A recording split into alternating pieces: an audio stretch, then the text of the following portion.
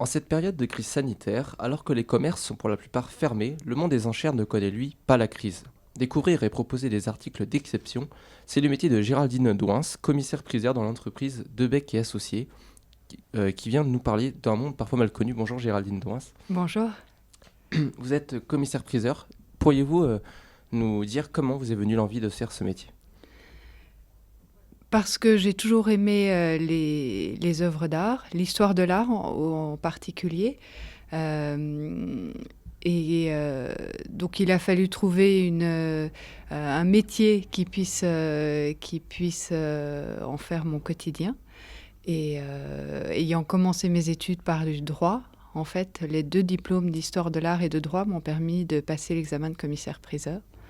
Et là, j'ai été plongée dans un univers auquel mes études ne m'avaient pas du tout préparée, c'est-à-dire une multitude d'objets originaux, récurrents, historiques, contemporains.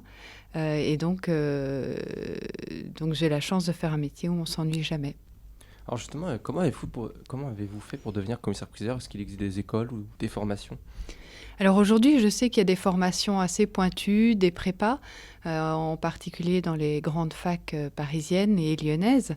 Quand j'ai passé mon examen, il fallait une licence de droit et d'histoire de l'art. Et puis, donc, on passe un examen d'entrée auprès de nos pairs, c'est-à-dire interrogés par des professeurs d'université et des commissaires-priseurs qui validaient nos connaissances. Si cet examen était réussi, on fait 2 ans de stage et on le valide par un autre examen. Un peu comme les avocats. Le monde des enchères aujourd'hui reste encore relativement méconnu. Pourriez-vous nous expliquer, pardon, pourriez-vous nous le présenter en quelques mots? Euh, il est multifacette. La pandémie et ses règles sanitaires, son cortège de règles sanitaires, nous ont montré qu'il avait encore un bel avenir dans sa forme traditionnelle. C'est-à-dire que malgré donc toutes les commissaires-priseurs de France ont su prendre le virage du numérique, ils étaient préparés à faire des ventes en ligne. Et en effet, le numérique a pris un bon relais ces derniers mois pour nos ventes aux enchères. Mais malgré tout, on se rend compte qu'il est absolument indispensable de voir nos clients, autant vendeurs qu'acheteurs, de leur présenter les objets, de leur expliquer pourquoi on les trouve extraordinaires. Les clients ont besoin de voir les objets pour être séduits. Ça reste indispensable, je pense, plutôt que... Bien sûr, il y a des achats qui se font uniquement sur Internet par photo, mais la dimension matérielle reste importante. Alors la plupart des gens voient à peu près ce que c'est un commissaire-priseur, mais est-ce que vous pourriez nous expliquer précisément quel est le rôle d'un commissaire-priseur? Bien sûr. Notre rôle, donc, est décrit dans le titre, c'est priser. C'est-à-dire que nous donnons une valeur à un objet, quel qu'il soit, et qui est un objet d'occasion, toujours. C'est jamais un objet neuf qui vient d'être créé. Mais ça peut être n'importe quel objet dans une maison qui va de la table et les chaises de la salle à manger au portrait de la grand-mère, à l'argenterie de famille, et puis de façon plus poussée à des collections d'art très sophistiquées. Donc notre rôle, c'est de donner une valeur, et cette valeur change tout le temps. Parce qu'elle change en fonction de l'offre et de la demande, elle change en fonction des goûts de la société et en fonction de dizaines d'autres de critères. Et c'est notre métier de nous tenir à jour, de sentir ces modifications et de conseiller nos clients au mieux sur la valeur de leurs objets. Et puis après, seconde étape, de les conseiller sur une vente éventuelle, un partage, une assurance ou la gestion d'une collection. Alors vous travaillez avec Debec et Associés, une maison de vente spécialisée dans la vente aux enchères. Les ventes que vous effectuez sont assez variées, euh, pouvant aller d'objets originaires d'Europe ou d'Afrique. Avez-vous des domaines de vente spécialisés?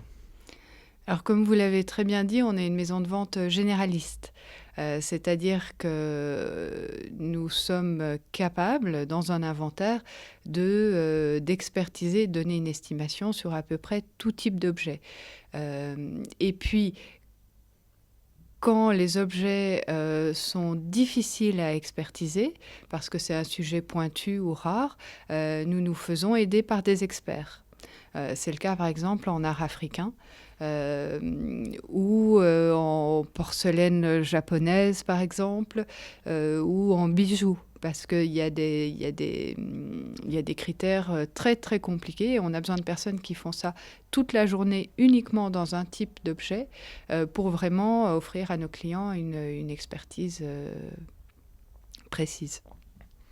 Vous vendez également donc, des objets qui ont une histoire. Vous aviez notamment vendu un violoncelle réalisé par le maître luthier Pierre Sylvestre. Est-ce que c'est une passion pour vous de découvrir de nouvelles histoires qui accompagnent vos découvertes? Alors oui, ça fait évidemment partie de la partie intéressante du boulot. En fait, avec l'expérience, quand on fait ce métier depuis un certain nombre d'années, on finit par sentir les objets.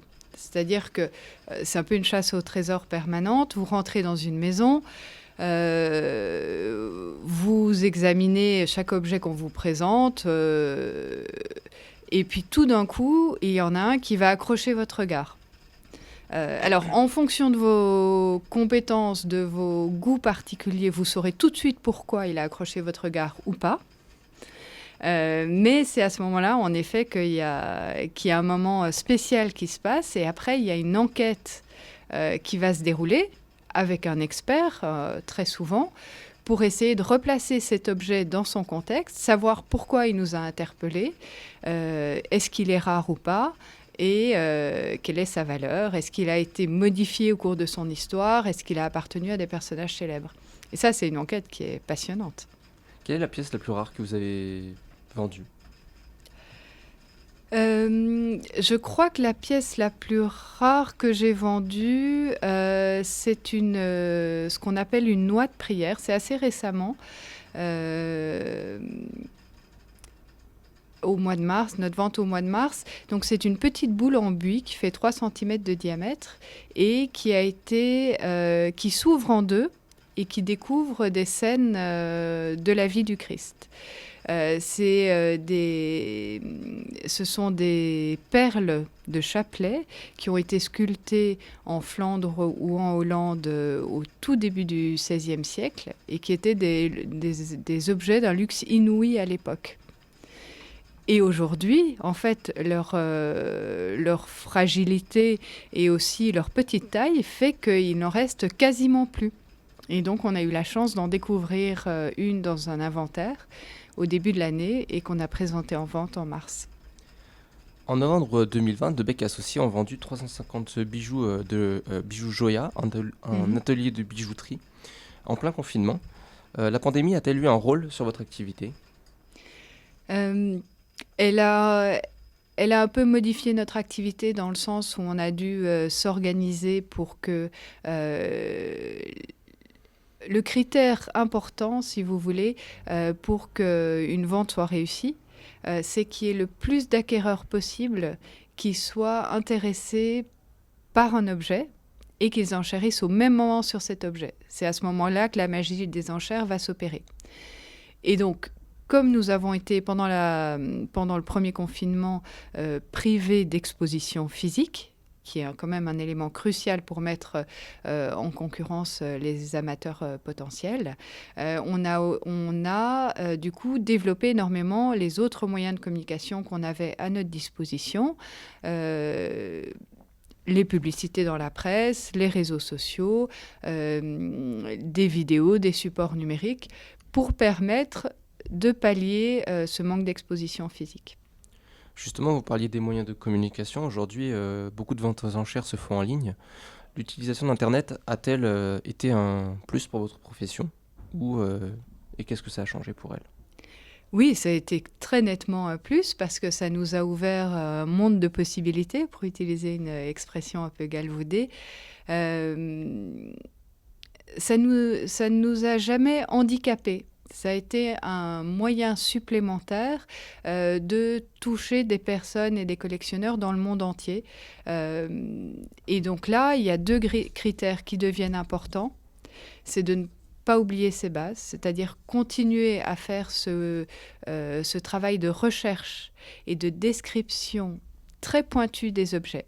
Parce que si vous le décrivez correctement, que vous identifiez son origine, le jeu des mots-clés sur Internet va faire que des personnes qui sont susceptibles d'être intéressées seront touchées par cet objet, même à l'autre bout du monde, même à Moscou ou bien aux États-Unis.